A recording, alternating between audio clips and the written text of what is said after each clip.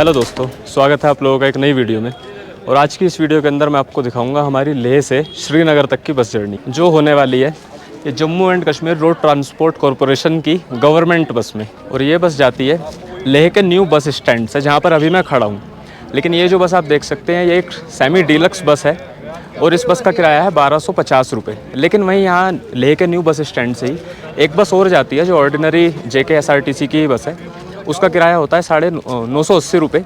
लेकिन अब उस बस में और इस बस के अंदर फ़र्क क्या है, इसका किराया ज़्यादा क्यों है, वो भी आगे मैं आपको बताता हूँ। अभी सेमी डीलक्स बस का टिकट लेह के इस नए न्यू बस स्टैंड से, जो मेरे पीछे आप एक काउंटर देख सकते हैं, यहाँ से आप ले सकते हैं। और साथ ही साथ अगर आप चाहें तो इस बस का टिकट आप डायरेक्ट जाकर बस के अंदर से भी ले सकते हैं।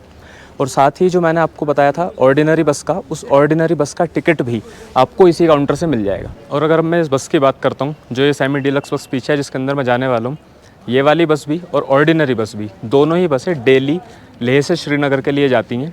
और अगर टाइम का बात करते हैं तो जो ये वाली बस है सेमी डीलक्स बस, ये वाली बस डेली दोपहर को 3 बजे लेह से निकलती है, लेह के न्यू बस स्टैंड से। और जो अगर ऑर्डिनरी बस की बात करते हैं तो ऑर्डिनरी बस डेली दोपहर को लेह के इसी न्यू बस स्टैंड से ही दोपहर को 2 बजे निकलती है। अब अगर मैं बात करता हूँ फ़र्क की कि ऑर्डिनरी बस और सेमी डीलक्स बस के अंदर फ़र्क क्या है, क्योंकि इन दोनों के टिकट, जैसे मैंने आपको बताया, टिकट में पैसों का फ़र्क है। तो उसी के अंदर वहीं अगर ऑर्डिनरी बस की बात करते हैं तो उसके अंदर जो सीटिंग होती है वो 3/2 वाली होती है, यानी एक साइड 3 सीटें, दूसरी साइड 2 सीटें। और अगर मैं इस सेमी डीलक्स बस की बात करता हूँ तो ये बस 2/2 है, यानी एक साइड 2 सीटें, दूसरी साइड भी 2 सीटें। और इस बस के अंदर फ़र्क ये है कि जो इसकी सीटें हैं उसमें लेग स्पेस एक तो हमें ज़्यादा मिल जाता है, जो ऑर्डिनरी बस में आपको नहीं मिलेगा। दूसरी चीज़ है इसकी जो सीटें हैं वो रिक्लाइनिंग सीटें हैं, आप सीटें पीछे की तरफ रिक्लाइन कर सकते हैं, पुश बैक कर सकते हैं पीछे और थोड़ा आराम से लेट कर जा सकते हैं। वहीं अगर ऑर्डिनरी बस की बात करते हैं तो उसके अंदर ये फैसिलिटी या सुविधा आपको नहीं मिलेगी। तो ये बस यहाँ से 3 बजे चलेगी और कल सुबह लगभग 8 बजे के आसपास ये हमें श्रीनगर उतार देगी, यानी लगभग 17 घंटे का टाइम ये बस हमें लेगी श्रीनगर पहुँचाने में। और वहीं अगर ऑर्डिनरी बस की बात करता हूँ तो वो 2 बजे यहाँ से जा चुकी है और वो बस भी अगले दिन सुबह 8 बजे के आसपास ही पहुंचती है। और कई बार ऐसा होता है कि ये जो बस है ये उस ऑर्डिनरी बस को ओवरटेक करके उससे पहले हमें श्रीनगर पहुंचा देती है। अब लेह से श्रीनगर की अगर मैं दूरी आपको बताता हूँ तो लेह से श्रीनगर की दूरी लगभग 450 किलोमीटर है। लेकिन 450 किलोमीटर का ही रास्ता होने के बाद भी ये बस इतना टाइम लेह से श्रीनगर पहुंचने में इसलिए लेती है क्योंकि ये बस रास्ते में जब जोजिला पास आता है तो जोजिला पास से पहले द्रास में कई बार इस बस को 2 या 3 घंटे के लिए रुकना पड़ता है, क्योंकि जोजिला पास रात को क्रॉस करना खतरनाक होता है। तो इसीलिए जो प्रशासन है वो बस को आगे जाने की परमिशन नहीं देते हैं, तो इस वजह से बस को रुकना पड़ता है। तो अब अगर हम इस वाली बस के अंदर जाते हैं जिसमें अभी हम लोग जाने वाले हैं, अपनी जर्नी करने वाले हैं, तो इसका फ़ायदा ये है कि अगर रात को बस रुकती भी है 3 घंटे के लिए लगभग, अगर बस एक जगह पर रुक भी जाती है तो आराम से हम सीटें पीछे अपनी रिक्लाइन करके पीछे पुश करके सीटें आराम से उसके अंदर आराम कर सकते हैं, सो भी सकते हैं, आराम से सोते हुए आगे तक जा सकते हैं। तो भाई अभी बस के अंदर बस आकर बैठे ही थे, लेकिन देखा साथ में यहाँ पर हमें आलम भाई भी मिले हैं और ब्रिजेश जी भी। तो अगर मैं ऐसे बताता हूँ आपको तो जो पेंगोंग की जो बस की हमने जर्नी की थी अपनी, कल हम यहाँ से पेंगोंग तक गए थे और वापस आए थे, तो हम साथ ही थे सब, साथ में थे, साथ थे। जर्नी काफ़ी अच्छी थी, मज़ेदार थी ना, बहुत अच्छी, मज़ा आ गया। फर्स्ट टाइम आए लेकिन मज़ा आ गया। और पेंगोंग से वापस में मेरी तबीयत खराब हो गई, थोड़ी सी इनकी तबीयत डाउन हो गई, कोई नहीं, ये तो होता है, लेकिन मज़ा आ गया। बाकी अगर अपना आलम भाई की बात करते हैं तो आलम भाई हमारे नेशनल खेल चुके हैं अंडर 16 क्रिकेट में जी। तो बढ़िया भाई, चलो आप खेलते रहो, आगे देखते हैं, जल्दी हो सकता है तो ज़रूर खेलेंगे, हो सकता है जल्दी आलम भाई को हम टीवी पे इंडियन क्रिकेट टीम के लिए खेलते देखेंगे। ऐसा कुछ रहा तो ज़रूर बिल्कुल रहेगा, जरूर रहेगा, दुआएं ज़रूर देना, बिल्कुल देंगे।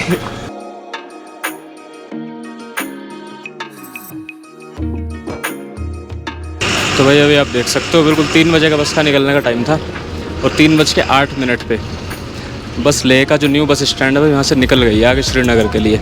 तो टाइम की जैसे अगर मैं बात करूँगा तो जैसे मैंने बताया टाइम की तो पंक्चुअलिटी है, मतलब थोड़ा सा 8 मिनट मान लो, कोई बात नहीं, लेकिन हाँ बिल्कुल टाइम से बसें यहाँ पर निकल जाती हैं और टाइम पर ही मिल भी जाती हैं।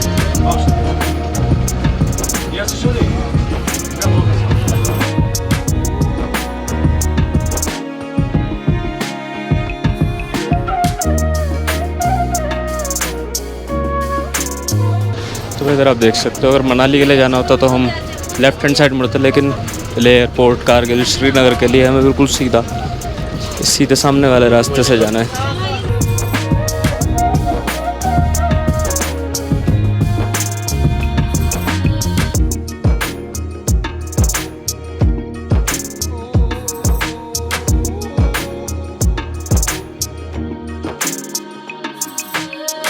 तो भाई इधर इस साइड आप देख सकते हो, ये है लेह का एयरपोर्ट और अभी बिल्कुल बस लेह के एयरपोर्ट के आगे से निकल ही रही है। उसको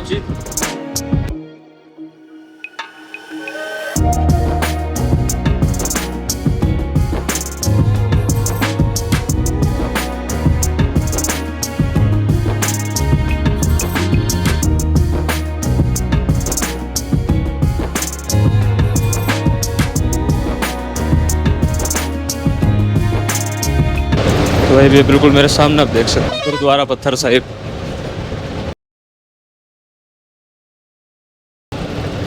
और गुरुद्वारा पत्थर साहिब को पूरी तरह से इंडियन आर्मी के द्वारा पूरी तरह इसको मेंटेन किया जाता है पत्थर साहिब गुरुद्वारा को। और अगर मैं लेह के आसपास के मतलब जो मेन टूरिस्ट अट्रैक्शंस होते हैं जहाँ पर लोग जाते हैं विजिट करने के लिए, तो उसमें देखेंगे जो गुरुद्वारा पत्थर साहिब भी है जो लेह श्रीनगर हाईवे पर है। जब लेह से श्रीनगर की तरफ अभी हम आगे बढ़ रहे हैं तो बिल्कुल ऑन रोड रास्ते में ही है।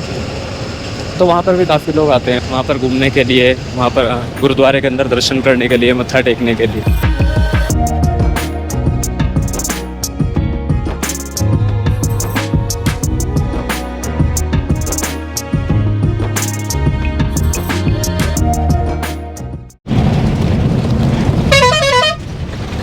तो ये मेरे सामने आप देख सकते हो ये मैग्नेटिक हिल यहाँ पर, और ये भी लेह में बहुत फेमस जगह है।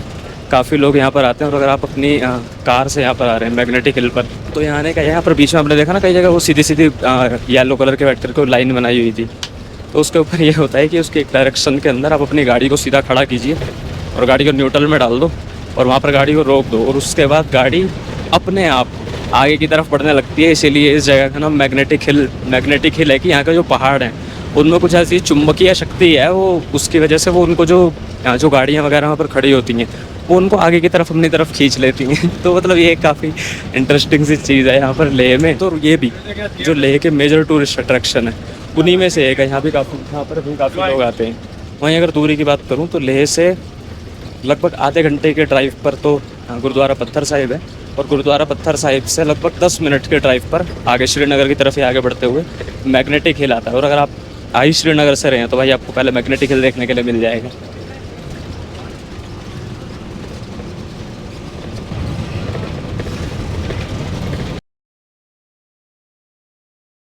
जो आप देख सकते हो ये है यहाँ पर संगम। यहाँ पर दो नदी, एक तो सिंधु नदी और दूसरी जंस्कार रिवर है। वो दोनों नदियाँ एक साथ भाई यहाँ पर आकर मिलती हैं संगम पे और उसके आगे फिर दोनों नदियाँ मिलकर साथ में एक साथ आगे की तरफ बढ़ती हैं। और जब वो दोनों खैर नदी एक साथ आगे मिलकर आगे की तरफ जारी होती हैं तो उसे भी सिंधु ही कहा जाता है, सिंधु नदी। और उसके बाद ये नदी यहाँ से बिल्कुल सीधी आगे बढ़ती हुई पाकिस्तान चली जाती है। लेकिन मैं पानी का फ़र्क देख सकते हो, एक जगह से का बिल्कुल हरा कंच बिल्कुल साफ़ पानी आ रहा है और दूसरा सामने वाली साइड से थोड़ा मिट्टी का पानी है, मिट्टी वाला। लेकिन हाँ ये है कि संगम भाई काफ़ी बड़ा है, देखने में बढ़िया मज़ेदार चीज़ है। और मैं अगर संगम की भी बात करता हूँ तो संगम भी जो लेक है पास के जो लेह श्रीनगर हाईवे पर बने हुए जो टूरिस्ट स्पॉट्स हैं तो संगम बहुत ज़्यादा फेमस है यहाँ पर। तो मतलब लेह से भी जब मैंने अंदर पता किया था तो वहाँ लेह पर भी काफ़ी सारे टूर ऑपरेटर थे जो संगम तक के पैकेज दे रहे थे कि हम आपको संगम दिखा कर लेकर आएंगे। तो संगम काफ़ी फेमस और नीचे वैसे मैंने देखा भी था काफ़ी सारी गाड़ियाँ खड़ी थी। और अगर संगम में बताता हूँ तो लेह से लगभग मान सकते हो भाई पौना घंटा 45 मिनट के ड्राइव पर है और मैग्नेटिक हिल से 5-7 मिनट के ड्राइव पर ही है। मतलब ऊपर से दिख जाता है, नीचे तक जाने में तो आपको थोड़ा और ज़्यादा टाइम लगेगा। खैर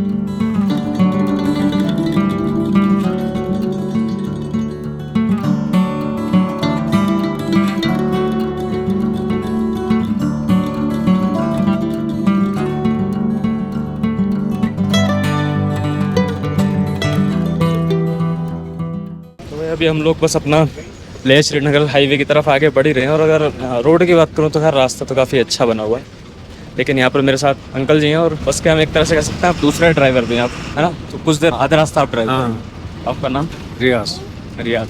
तो आप कहाँ के रहने वाले हैं? श्रीनगर। श्रीनगर के। तो अभी अगर हम देखें पूरा श्रीनगर तक पहुंचने में लगभग कितना टाइम लगेगा हमें? इसमें 16 घंटे का जर्नी होता है, 16-17 घंटे 16-17 घंटे का। तो उसमें रात भर बस चलेगी? रात भर गाड़ी चलेगी। और मतलब मैंने रास्ते में खाने पीने का स्टॉप बस वहाँ रुकेगी। तो रात में मैंने मतलब मैं पिछली बार में आया था इस रास्ते पर, तो जोजिला पास से निकले थे, तो वो थोड़ा मतलब खतरनाक था रास्ता वहाँ। वो खतरनाक है, तो जोजिला खतरनाक ही है। तो जोजिला पास भी हम रात को ही निकल जाएंगे? रात को निकलते हैं, रात को ही निकल- तकरीबन 3 बजे सुबह के। सुबह के रात 3 बजे जोजिला से निकलेंगे, तो वहाँ तो ठंड होगी।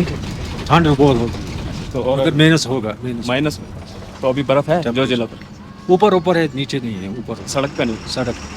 तो मतलब अभी बस आगे की तरफ हाईवे बढ़ ही रहे थे। और वैसे मेरी सीट थोड़ा पीछे की जो मैंने आपको दिखाई थी, लेकिन मैंने अंकल से बात की तो मैंने बताया कि मुझे वीडियो बनानी थी, तो उन्होंने कहा कि बैठ सकता हूँ। बैठ सकते हैं, वी रोड के लिए बैठ सकते हैं। थैंक यू उसके कोई लिए। देखेगा, कोई बात नहीं कि कोई बात नहीं। बाकी तो रास्ते में भी जाते हुए जो कुछ चीज़ें आ रही हैं, तो अंकल मुझे उसके बारे में बता रहे हैं, या अपना और कुछ हम लोग आपस में बात कर रहे हैं, तो अच्छा लगा मुझे आपसे मिलकर काफ़ी। शुक्रिया, मेहरबानी।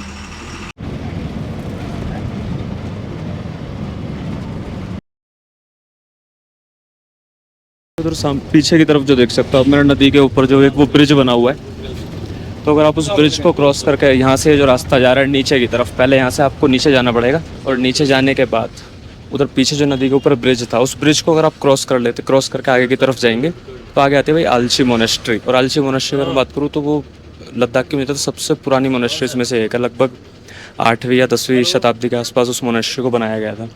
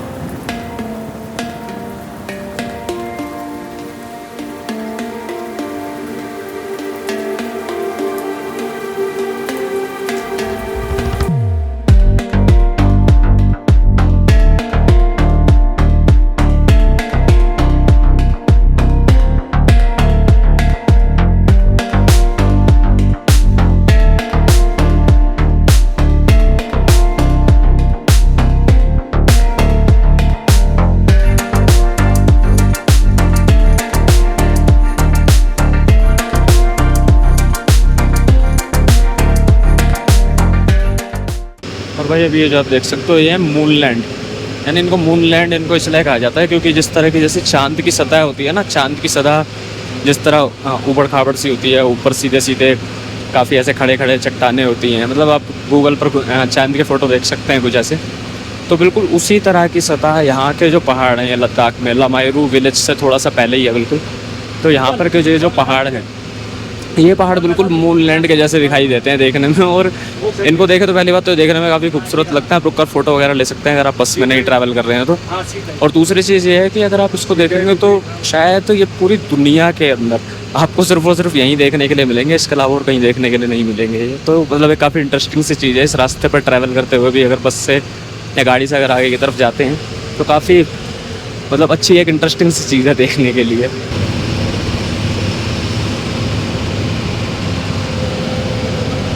तो भाई अभी ऊपर ये आप जो मोनेस्ट्री देख सकते हो, ये मोनेस्ट्री है लमायूरू मोनेस्ट्री, और ये मोनेस्ट्री भी यहीं नेशनल हाईवे 1 पर ही, लेह श्रीनगर जो हाईवे है उसी पर पड़ती है बीच में। तो अगर इस मोनेस्ट्री की बात करता हूँ तो ये मोनेस्ट्री भी काफ़ी पुरानी है और मतलब काफ़ी बड़ी मोनेस्ट्री है। और मतलब जो लोग इस तरफ हाईवे से जा रहे होते हैं, गुजर रहे होते हैं, तो काफ़ी लोग इस मोनेस्ट्री को विज़िट करने के लिए आते हैं। और यहाँ पर भगवान बुद्ध का एक बहुत बड़ा स्टैचू भी लगा हुआ है। तो मतलब मोनेस्ट्री घूमने लायक है। अगर आप लोग यहाँ पर आते हैं, इस रास्ते से गुजर रहे हैं, तो मैं रेकमेंड करूँगा कि आप ये मोनेस्ट्री ज़रूर विज़िट कर सकते हैं।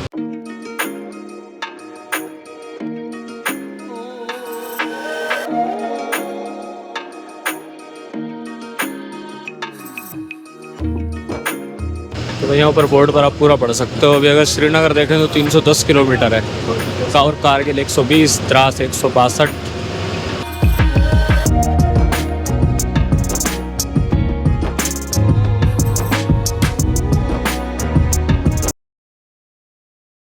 काफ़ी देर से हम लोग दोनों आगे ही बैठे हैं। हाँ बिल्कुल आगे बैठे हैं और माहौल बहुत अच्छा है। बहुत ऊंचे ऊंचे पहाड़ देखने को मिल रही है और हाइट पे भी बहुत हैं। हम डर भी लग रहा है हाइट से। लेकिन अगर रास्ता देखें, रास्ता सही बना हुआ है ना। हाँ, रास्ता तो पक्का है बिल्कुल। रास्ते इसके बहुत अच्छे हैं, जैसे कि पहाड़ी हैं यहाँ पर, लेकिन रोड इसके बहुत ज़्यादा अच्छे, बहुत ज़्यादा अच्छे। मैं तो फर्स्ट टाइम आया लेकिन बहुत अच्छा लग रहा है। अच्छा अच्छा। हाँ, बहुत अच्छा लग रहा है। मैं वैसे सेकंड टाइम हूँ इस रास्ते पर, लेकिन हाँ मैं कह सकता हूँ कि बिल्कुल पुराने जैसी यादें ताज़ा हो रही हैं अभी फिलहाल। तो चलते चलते भाई ने बाकी अपना पूरा रात को जागने का इंतजाम कर लिया है। वहाँ पे फ़ोन अपना चार्जिंग पे लगा दिया है। हाँ बिल्कुल, फ़ोन चार्जिंग पे लगा रखा है डाटा केबल का इंतजाम करके। हाँ जैसे ही जोजिला आएगा और उसके बाद वहाँ पर देखेंगे कितने रात में शायद आएगा, 2:30 या 3 बजे तक आएगा जोजिला। हाँ, उसके बाद देखते हैं वहाँ का क्या टेम्परेचर है। कोशिश तो करेंगे। वैसे तो रात का टाइम वो सोने का ही है। हाँ कोशिश करेंगे कि वहाँ जाके आगे आके देखेंगे। हाँ जाके उस टाइम पे, जिस टाइम पे जोजिला पास आए, क्योंकि भले अंधेरे में और कुछ ना दिखे, लेकिन बस की लाइट पड़ेगी उतना तो दिखेगा। हाँ बिल्कुल दिखेगा, बिल्कुल उतना तो दिखेगा। बट मज़ा आ रहा है ना भाई बस की। हाँ बिल्कुल A1। बस की क्वालिटी भी बहुत अच्छी है।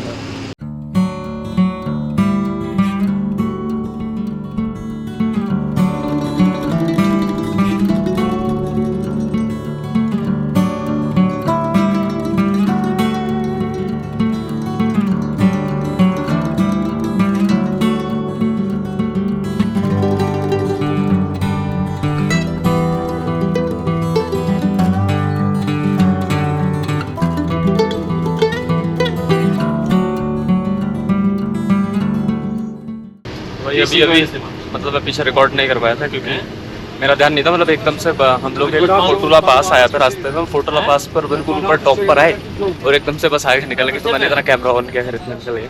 लेकिन अगर फोटोला पास की बात करता हूँ तो जो लेह श्रीनगर हाईवे है, इस लेह श्रीनगर हाईवे पर जंस्कार रेंज में फोटोला पास पड़ता है, जो लगभग 4108 मीटर की हाइट पर है। और अगर इस लेह श्रीनगर हाईवे की बात करते हैं तो लेह श्रीनगर हाईवे का सबसे ऊंचा पॉइंट है ये। लेह श्रीनगर हाईवे पर इससे ऊंचा हाइट पर अब और कुछ नहीं आएगा।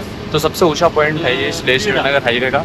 और वैसे आगे भी देख सकते हो, मतलब जब से हम पास से आगे निकले हैं बस अब हम डायरेक्ट सिर्फ और सिर्फ नीचे उतर ही रहे हैं। क्योंकि पास के लिए हम पूरा ऊपर तक चढ़े थे और अब लगातार बस नीचे उतर रहे हैं।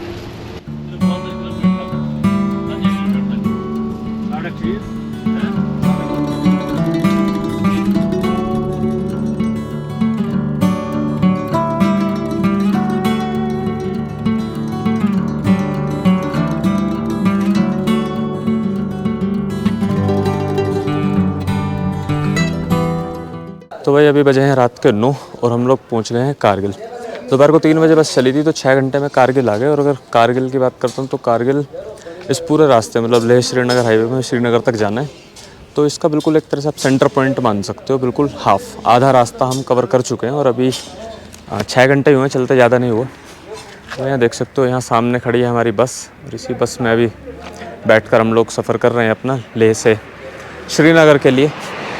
तो बाकी लेकिन आप यहाँ देख सकते हो भाई, जो लेह जो कारगिल का जो बिल्कुल मेन सिटी है, तो अभी हम लोग वहाँ पे नहीं रुके हैं क्योंकि यहाँ पे कुछ खास ज़्यादा, आप देख लो, आपको दूर दूर तक कुछ खास ज़्यादा दिखाई देगा नहीं, बस सिर्फ चलता हुआ रोड, और रोड के ऊपर 2 रेस्टोरेंट बने भाई। एक रेस्टोरेंट तो ये सामने है, NH1 होटल एंड रेस्टोरेंट, और वो है नॉन वेज, यानी इसमें नॉन वेज का ऑप्शन ज़्यादा है, वेज भी मिल जाएगा लेकिन हाँ नॉन वेज ज़्यादा है। और एक दूसरा है ये कृष्णा होटल एंड रेस्टोरेंट, ये 100% प्योर वेजिटेरियन है। तो भाई यहाँ पर वैसे 2 ही ऑप्शन है, अगर आपको नॉन वेज चाहिए तो उधर चले जाओ, वेज चाहिए तो इधर सामने जाके खा लो। तो यहाँ पर सिर्फ 2 ही ऑप्शन है, ज़्यादा सोचने का कुछ है नहीं। और वैसे देखते हैं तो ठीक है, बैठने के हिसाब से जगह तो सही सी है। मैं एक बार दिखाता हूँ अंदर से। तो खाना हम लोगों ने ऑर्डर कर दिया था, खाना आ चुका है, मैं एक बार दिखा देता हूँ आपको। तो हमने मंगाई थी थाली, थाली के अंदर भाई इसमें राजमा है, दाल है, आलू मटर की सब्ज़ी है, चावल हैं और 2 रोटी है। और इसका जो प्राइस है वो है 120 रुपये। तो उसके हिसाब से ठीक है, बढ़िया है ना? हाँ नहीं ठीक है। अब बाकी खाकर देखते हैं यार खाने में कैसा, लेकिन अगर जगह दिखाता हूँ तो जगह बैठने खाने के हिसाब से जगह अच्छी है ना? हाँ हाँ साफ़ सुथरी। हाँ हाँ ठीक है।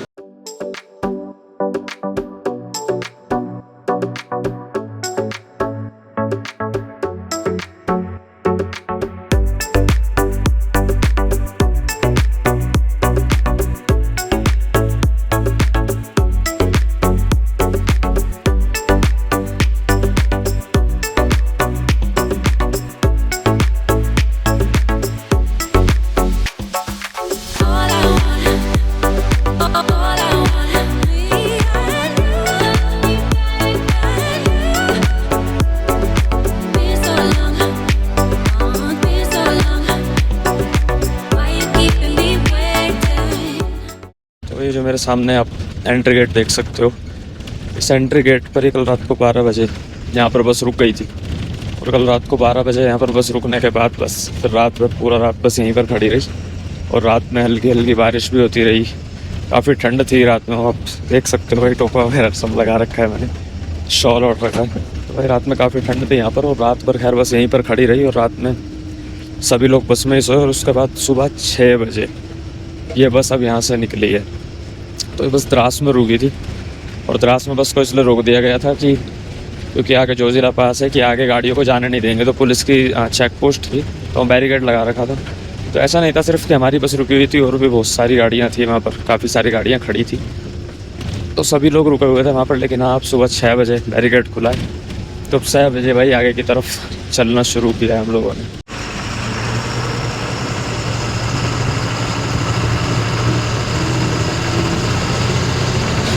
तो वही पीछे आप देख सकते थे, ऊपर बोर्ड लगा हुआ था यू आर एट जोजिला। तो जोजिला पास तो खैर बिल्कुल टॉप हाइट पर तो हम भाई क्रॉस कर गए। अब बस धीरे धीरे थोड़ा और आगे की तरफ बढ़ रहे हैं। लेकिन नीचे रास्ता देख सकते हो, पूरा इंटरलॉकिंग टाइल बिछाई हुई है। तो भाई जब हम बिल्कुल जोजिला पास के ऊपर टॉप पर पहुँच गए थे, जहाँ बोर्ड लगा हुआ था, तो वहीं से कश्मीर शुरू हो जाता है, जम्मू एंड कश्मीर। क्योंकि अब तो 2 अलग अलग यूनियन टेरिटरी हो गई ना, तो वो बॉर्डर है बिल्कुल, लद्दाख की सीमा वहाँ पर ख़त्म हो गई थी, और उसके आगे से जम्मू कश्मीर शुरू हो गया था। लेकिन अब मुझे लगता है अब तो खैर 2015 के मुकाबले तो मुझे लगता है खैर ये रोड अच्छा सा हो गया है कुछ।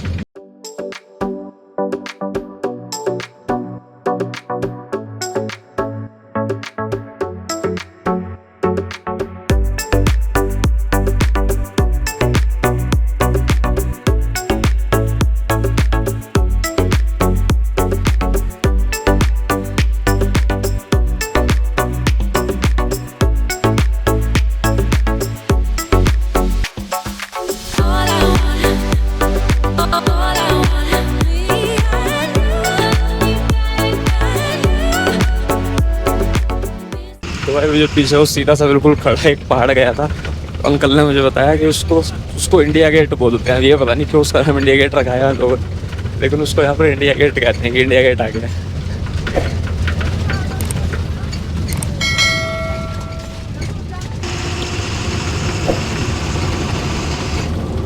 और भाई वो नीचे का पूरा जितना भी एरिया आप देख रहे हो, जिसके ऊपर फुल पूरे पर बादल आए हुए हैं, वो नीचे बाल्टाल है, जहाँ से अमरनाथ यात्रा शुरू होती है हर साल। लेकिन हाँ अभी उसके ऊपर बहुत ज़्यादा बादल आए हुए हैं, तो नीचे का अभी कुछ भी दिखाई नहीं दे रहा। और वहीं साथ ही साथ वो जो बिल्कुल सामने सीधा रास्ता जा रहा है, वो उन 2 पहाड़ों के बीच में, वही रास्ता अमरनाथ यात्रा का है। जो यात्रा यहाँ से शुरू होती है बालटाल से आगे गुफा की तरफ लोग आगे बढ़ते हैं, उसी रास्ते से आगे बढ़ते हैं।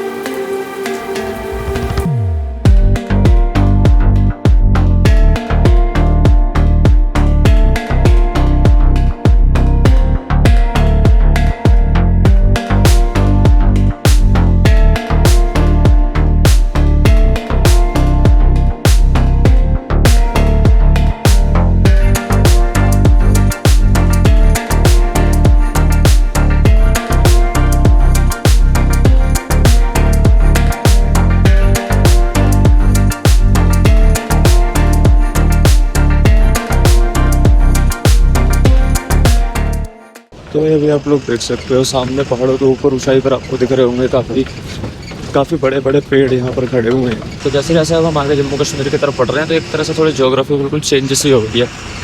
पहाड़ों पर हरियाली भी है, साथ ही साथ अगर हम दूर दूर नीचे तक देखेंगे तो काफ़ी ऊँचे ऊँचे पेड़ भी खड़े हुए हैं। क्योंकि अभी हम जोजिला पास की अगर मैं बात करता हूँ तो जोजिला पास था लगभग हमारा 3100 मीटर के हाइट पर। अब भी जोजिला पास से भी हम और नीचे की तरफ ही उतरते ही जा रहे हैं, तो हम और नीचे हाइट पर और नीचे की तरफ जा रहे हैं। लेकिन वहीं अगर लद्दाख की बात करते हैं तो लद्दाख में जो ऊँचे ऊँचे हाईएस्ट माउंटेन पास भी थे वो भी 5,500 हज़ार मीटर पर थे। और वहीं अगर सिर्फ लेह की भी हाइट की बात करूँ तो वो भी 3,500 मीटर पर था।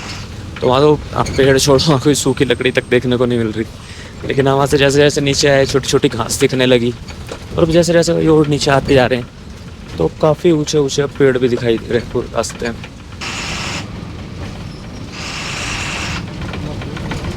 भाई रास्ता बिल्कुल साफ दिख रहा है, जो सामने रास्ता जा रहा है वही जा रहा है अमरनाथ यात्रा के लिए पहाड़ों के बीच में।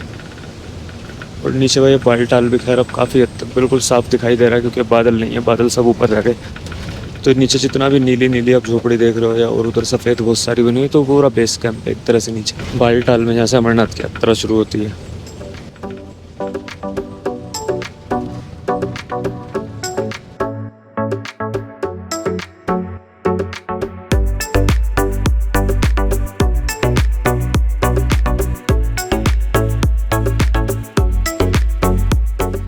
तो भाई भी नीचे बिल्कुल जितना भी आप बहुत सारे ट्रक्स खड़े देख रहे हो और एक ऊपर से टनल सी बनाई जा रही है, तो जितना भी नीचे आप काम चलता देख रहे हो ये पूरा जोजिला टनल का काम चल रहा है। तो अभी जैसे रोहतांग पास को क्रॉस करने के लिए अटल टनल बन चुकी है, तो रोहतांग पास चढ़ना नहीं पड़ता, ऊपर से नीचे से अटल टनल से निकल जाते हैं। तो ऐसे ही क्योंकि जोजिला पूरा बर्फ़ के मौसम में बंद हो जाता है, पूरा लद्दाख का जो एरिया है वो श्रीनगर लद्दाख का एरिया पूरा एक दूसरे से कट जाता है। तो इसीलिए उसके लिए ये वाली टनल बनाई जा रही है। और जब ये जोजिला वाली ये टनल बन जाएगी तो फिर उसका जोजिला पास को ऊपर से चढ़कर पूरा ऐसे नीचे उतरने की ज़रूरत नहीं पड़ेगी, बस टनल से ही डायरेक्ट उसको क्रॉस करके सीधे आगे लद्दाख की तरफ निकला जा सकेगा। तो आसानी रहेगी, मतलब मिलिट्री की आवाजाही में, सामान पहुँचाने में, लद्दाख तक आने जाने में, लद्दाख तक कनेक्टिविटी में, उसमें किसी तरह की फिर आगे दिक्कत नहीं आएगी एक बार जब ये टनल पूरी बन जाएगी तो। और वैसे ऐसा भी कहा जा रहा है जब ये टनल बन जाएगी तो शायद ही पूरी दुनिया की सबसे लंबी टनल होगी। तो बाकी खैर वो तो बनने के बाद देखते हैं। लेकिन हाँ, यहाँ पर जोजिला टनल का काम ज़रूर चल रहा है, काम भी काफ़ी ज़ोरों शोरों पर चल रहा है। बहुत नीचे मशीन, ट्रक्स, काफ़ी कुछ लगा हुआ है। तो बस श्रीनगर यहाँ से देख सकते हो, अब श्रीनगर है सिर्फ 93 किलोमीटर यहाँ से।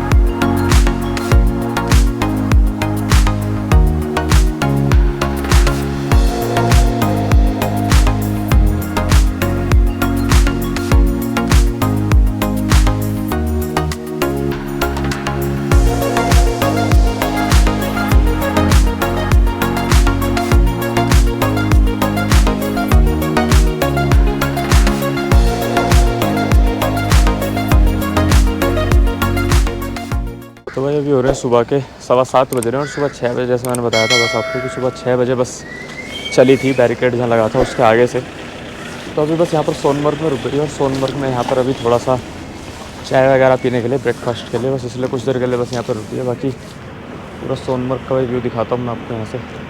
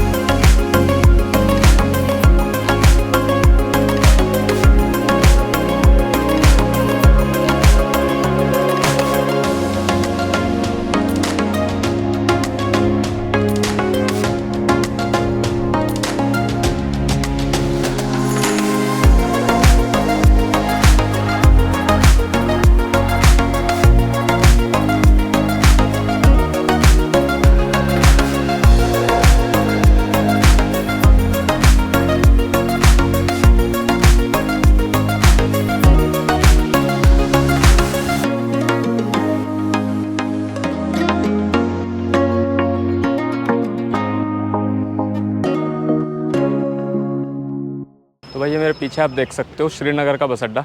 और जैसा आपने देखा इस वीडियो में मैंने आपको हमारी लेह से श्रीनगर तक की पूरी जर्नी दिखाई थी।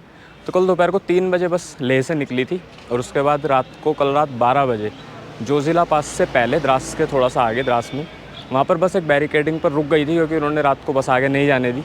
वो बात अलग है, आगे रास्ता काफ़ी अच्छा था, वीडियो में देख सकते हैं, लेकिन फिर भी हमें रुकना पड़ा। और आज सुबह 6 बजे बस वहाँ से निकली थी। और उसके बाद अगर मैं श्रीनगर का बताता हूँ तो भाई बस ने हमें यहाँ पर 10:15 बजे श्रीनगर में छोड़ दिया। तो यानी कल दोपहर को 3 बजे से लेकर आज सुबह 10:15 बजे तक की हमारी पूरी ये जर्नी थी लेह से श्रीनगर तक की। और अगर बस की मैं बात करता हूँ तो ये वाली जैसी आप बस देख सकते हैं, बिल्कुल ऐसी ही बस के अंदर बैठकर हम लेह से श्रीनगर तक आए। और अगर मैं बस का एक रिव्यू आपको देता हूँ तो बस का भाई रिव्यू ये है कि बस काफ़ी अच्छी थी, कंफर्टेबल थी, काफ़ी अच्छा लेग स्पेस था, सीटें रिक्लाइनिंग थी। और मतलब एक सरकारी, एक गवर्नमेंट बस से जितनी मैंने इतनी उम्मीदें नहीं की थी, लेकिन हाँ मेरी उम्मीद से ज़्यादा ही कुछ निकली वो बस देखने में। क्योंकि रात को भी जब बस रुकी थी तो सीट रिक्लाइन होने की वजह से हम आराम से उस पर बैठकर सो गए थे, तो इसलिए हमें उसके अंदर कोई ज़्यादा दिक्कत नहीं हुई। तो बस काफ़ी अच्छी थी, और जो ड्राइवर भैया चला कर लेकर आए तो वो भी काफ़ी अच्छे से बस को लेकर आए।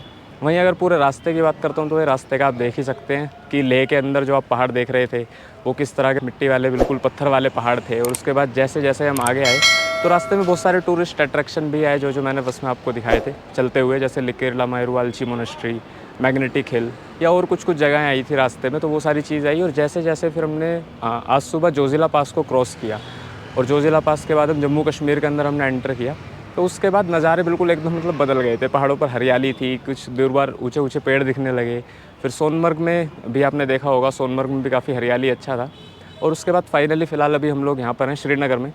लेकिन हाँ, पहाड़ों का तो नज़ारे काफ़ी बदल ही गए थे, साथ ही साथ में बताऊँ तो टेम्परेचर में भी काफ़ी फ़र्क है। जहाँ लेह में काफ़ी ठंड थी, हमने जैकेट पहनी हुई थी, और कल रात तो बहुत ही ज़्यादा ठंड लग रही थी हमें जोजिला पास से पहले। लेकिन अगर यहाँ की मैं बात करूँ तो यहाँ बहुत गर्मी है। यहाँ अभी फ़िलहाल धूप में भी ज़्यादा देर खड़े नहीं रह पाऊँगा मैं, तो यहाँ काफ़ी गर्मी है। अगर टेम्परेचर की बात करता हूँ तो हाँ, ओवरऑल अगर बताते हैं तो बस की जर्नी काफ़ी अच्छी थी। अगर आप लोग भी लेह से श्रीनगर आते हैं तो मैं आपको रेकमेंड कर सकता हूँ कि आप इस बस के अंदर बैठकर आ सकते हैं। और इसका टिकट था सिर्फ 1250 रुपये पर पर्सन। तो उम्मीद करता हूँ इस वीडियो में जो चीज़ें मैंने आपको दिखाई वो आपको अच्छी लगी होंगी। और अगर आपको वीडियो इन्फॉर्मेटिव लगी हो तो प्लीज़ वीडियो को लाइक, चैनल को सब्सक्राइब करना ना भूलें। Thank you so much.